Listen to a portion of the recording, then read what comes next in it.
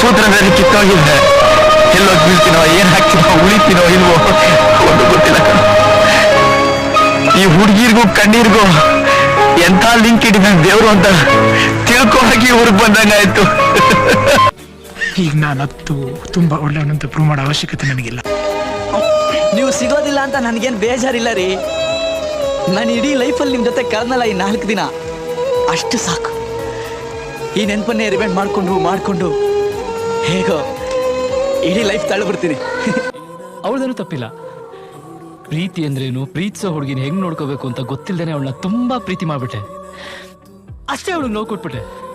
ಈಗ ನೋಡು, ಅವಳು ಎದುರಿಗೆ ಬಂದ್ರು ಅವಳನ್ನ ನೋಡಕ್ಕಾಗ್ದೆ, ನಗಕ್ಕಾಗ್ದೆ, ಅಳಕ್ಕಾಗ್ದೆ, ಬಾಳಕ್ಕಾಗ್ದೆ, ಸಾಯಕ್ಕಾಗ್ದೆ, ಮರಿಯಕ್ಕಾಗ್ದೆ, ನನ್ನ ಬಾಳ್ಗೆ ಬೆಂಕಿ ಹಾಕ್ತೀನಿ.